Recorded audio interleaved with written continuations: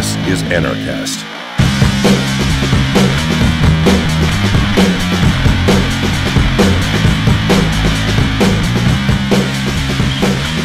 Hey everybody, welcome to another edition of Anarchast. We have internet celebrity Adam Kokesh of Adam vs. the Man here. Really excited to have him on. I wasn't sure at first if he was an anarchist or anarcho-capitalist because he used to sort of talk about sort of government stuff, and I thought maybe he wanted to change it, and he might still want to do that. So I want to ask him some of that stuff today. So we're here at PorcFest. How are you doing?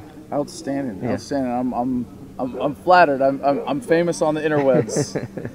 But can I jump right in, man? Because you threw me that introduction with, he's not quite. I wasn't sure. No, I've always been at least a non-aggressor. You know, since I've been engaged in politics, not since I was born or when I was in the Marines, but I've been confident in my belief in the non-aggression principle, the self-ownership principle, and it's just. Someone asked me yesterday, did you hold back in your media before recently, now that you've been a little more radical, talking from the anarcho-capitalist perspective?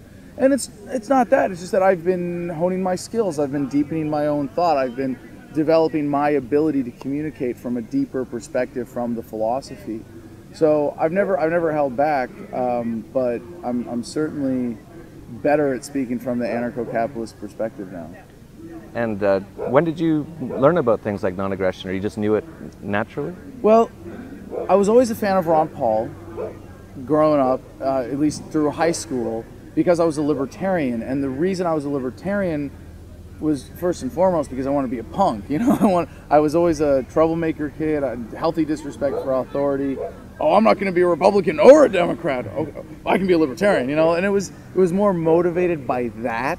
And being an intellectual libertarian in the sense that anybody not indoctrinated into one dogma or another can see that the world just kind of works better when people get to choose what they do with their own bodies, when we're free to engage in the economy the way that we want as individuals, and we're not killing each other in large numbers and, you know, engaging in the systematic destruction of human bodies by machinery, or as politicians call it, war.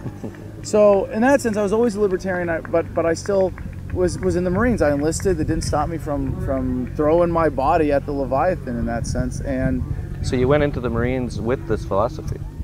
Well, it wasn't a philosophy back then. That's my point. It was I would say I was an issues libertarian or an intellectual libertarian, similar to Gary Johnson. And it's kind of sad this year that we have this great opportunity to spread the message when you've got Obamacare versus Romney care, and you've got Gary Johnson as an awesome alternative to that, who was such a great guy and has backed up everything that he said he believed in as governor, but he's not a libertarian. You know, he's not quite there, not in the philosophical sense.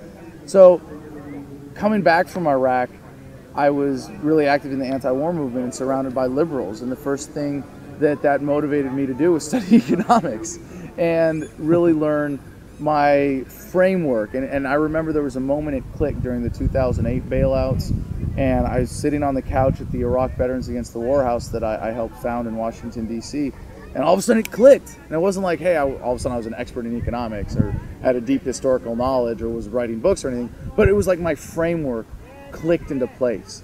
And it was like, all right, I know Kung Fu, but it was like, okay, I know Austrian economics now. And it was that moment like, all right, it's fully downloaded, everything's there. And did you read any particular books or websites? Then when I was running for office, Ethics of Liberty by Murray Rothbard was a really seminal experience for me. And that was what got me on the path of analyzing everything philosophically. And I think slowly, in the way that my economic framework came together in an epiphanal moment, I've been, maybe over the course of the last few years, doing the same thing, developing my philosophical framework. Interesting. And now you live near the belly of the beast in Arlington. And you were telling me, why don't you tell me a little bit about how you don't open carry? Yeah. Well, I'm a big proponent of open carry, and in New Mexico I open carry when I still legally live there, but when I'm in New Mexico, you know, and I do it because it's not something I feel that there's an immediate threat. There are times when I go, yeah, it's comforting to be armed right now, but that's the exception. Generally, I open carry because it normalizes it, and it's a positive statement that says, I don't depend on the government for my self-defense. I can take care of myself. But also, because you get the best customer service everywhere you go. And especially in New Mexico, it's like I really a VIP appreciate card. that. Yeah, it's like an automatic VIP card. It's a ticket through every door that you want to kick down. But it's also something that people respect. And now I live in Arlington, Virginia, in Northern Virginia, right inside the Beltway, and it's very nice to think that I'm just outside of the blast radius. I'm only outside of the little blast radius, but it's a lot better than living in DC, and at least I feel like I can get out without having to drive through the city, which in and of itself is a relief. But I don't open carry there because we've got the CIA, the Pentagon. I don't even know how many other alphabet soup agencies are located in Arlington, Northern Virginia area, Langley Falls and all that, but we have Pentagon police patrolling my neighborhood. I mean, talk about government waste. It's just absolutely superfluous for people defending the Pentagon to be in police cruisers patrolling the 10-mile radius around. And yeah, I'm sure there's some bullshit justification for it, but I don't open carry, and I hate to be like, I'm scared to open carry, but yeah, I really am. It's not that I'm afraid, it's just, to me, I as a rational fear, I'm like, when I'm literally surrounded by trigger-happy cops, in an environment where there isn't already a culture of open carry. Like in New Mexico, it's not a big deal. Obviously, being a rural state, there's a lot more openness to it, and there is certainly an independent streak in New Mexico that appreciates that kind of thing. But in Northern Virginia, I hate to say it, I've been cowered by government into not open carrying. I can understand that, yeah. So you were talking earlier about Ron Paul a little bit. Any thoughts on what's been going on with that? Is he totally out of it now? I've been hearing that he still has a chance at the GOP election. He's absolutely, finally, I think in no uncertain terms, conceded the race, and it was done very clumsily by the campaign, and it upset a lot of people. And I think to some extent, Ron was doing some kind of damage control, and he came out with that video a week after all of the drama and confusion and the Rand endorsement of Mitt Romney, and didn't really say anything, and it was really disappointing. But Ron Paul is such a beloved figure for me, as much as I can, be displeased with the Republican Party or this thing that he's done or that thing that he's done, or ways that I've personally been injured, metaphorically speaking, by the campaign, by individuals that he surrounded himself with. And right now, a lot of people in the movement are looking at that immediate stuff that he's done with the campaign and think, he screwed up this or that or the other. And it's like, no, you can be critical and you can do that, but you're really in no position to judge Ron.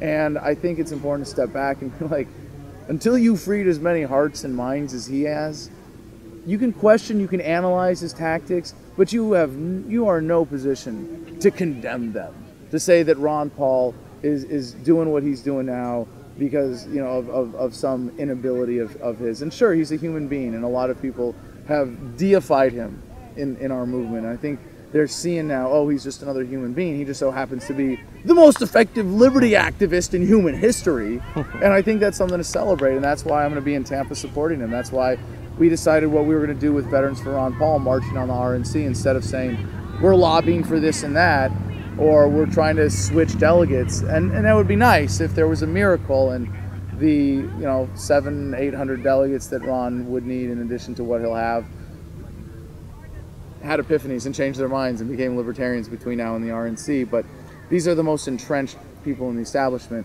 So we're going to salute Ron Paul and show our appreciation for everything that he's accomplished. Oh, that's great. And yeah, it's definitely interesting. Do you have any thoughts about the future now for libertarianism, if Ron Paul is going to fade off a little bit here? I'm looking forward to welcoming Ron back to the private sector.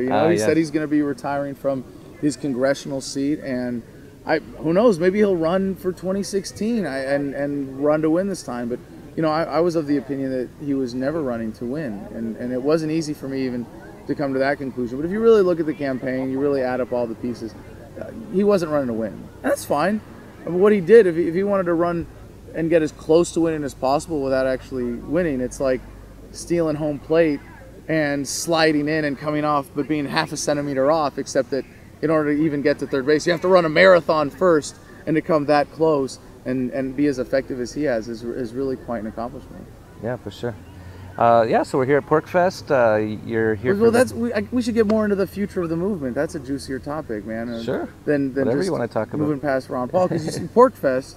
I'm really glad that you're here this year, and to see that this is the future of the movement, and that there is a real community developing where you can say, hey, let's get a couple thousand libertarians to come and camp out and hang out and get up early on Saturday morning to hear panels and lectures, and then stay up all night partying or going to bed early so people can be coherent in the morning, like for my 9 a.m. panel today. But the future of the movement is the future of humanity, and I see it in a much broader philosophical perspective, that liberty is inevitable. The course of human evolution is towards a perfectly free society because it's more prosperous, because of all the evolutionary pressures, because of all the developments in technology and productivity. And you see all these exponential curves. Human life expectancy, and it's been crawling along for millennia, and now you go, oh my god, you can live to be 100 now. The average American born today can expect to live to be 100. Used to be every human being had to work 16 hours a day hunting and gathering to survive. Now you can work 9 to 5 just from the middle decades of your life, just 5 days a week with vacation time and support a family. And pretty soon all of these exponential curves of technological capacity, productive capacity, life expectancy, medical technology, they're hitting this vertical asymptote. And I can't see any reason to doubt that the trend of technological development is empowerment. And what we're going to have here in a few decades, within our lifetimes, is pure human will manifest, free of all of the psychological hang-ups that lead to statism. Statism is pathological behavior. It is dominating others by force and violence. It is bad for humanity. It is bad for yourself. We are going to be so empowered. We're going to have therapy robots for everybody pretty soon. And then we will really, as a species, shed the trauma of our evolutionary history, when raising children by beating them was the only way to actually survive. It was in our state of nature, the most effective way to survive and reproduce is have a big, strong guy in charge of your family tribal unit, and he beats the kids into submission and going along with the plan, because if they don't eat. Well, we're evolved past that now, and it's continuing, and that's very exciting. So that's the future of the movement. Wow, that's a great message, and I can't think of a better way to end this podcast. Why don't you tell, for anyone who doesn't know, where they can get more of your info or videos? Right on, adamversustheman.com. We've got forums.adamversustheman.com. I do a YouTube channel. Been getting about 8 videos per day recently, so really churning them out.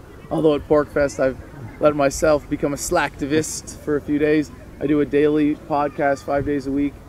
6 days a week. We do a Sunday stoner special when I'm not traveling. But adamversustheman.com/podcast, and I would just really be honored by anybody who wants to support this. You know how it is, Jeff, being an independent media producer now that you're getting into this, and I really want to encourage all the independent media producers I can. I think that's a really important part of developing the media culture within the movement. But I'm dependent on the support of people that share my videos. My channel is just now monetized. I got discovered on YouTube. I got picked up by one of the partner networks. So anybody who wants to share my videos is helping me out. I'm honored to have the support of people that say that's a video that speaks for me or that I want to share with my friends. So I hope that people would do that and get something out of my show, and buy some overpriced merchandise on my website to support the effort. But also you can send your hate mail, as always, to adam@adamversustheman.com, and either send some hate my way or some love, and help develop this independent media venture that I just sort of fell backwards into after being in the military and being in Iraq and running for office. And it's great to be working with people like you, Jeff, and have all the opportunities that technology makes available to us today. Yeah, it's awesome. I think I first really liked you a lot after that Jefferson dance. But yeah, it's great because thanks to the internet, we can all, we wouldn't even know each other. It's just no chance, but we can all connect. And so many of the really great minds of this movement are all here. And I'm surprised they haven't drone attacked us yet. Stefan Molyneux, of course, and so many others, Bob Murphy, you know, and none of us would have really had a chance to even know each other in the past. So the internet has enabled us so much. And it's the hive mind that is developing like never before. Yeah, it's really cool. So if you don't know about him, check him out. He's awesome. Love his videos. And that's all from PorcFest. This has been Anarchast. Peace, love, and anarchy.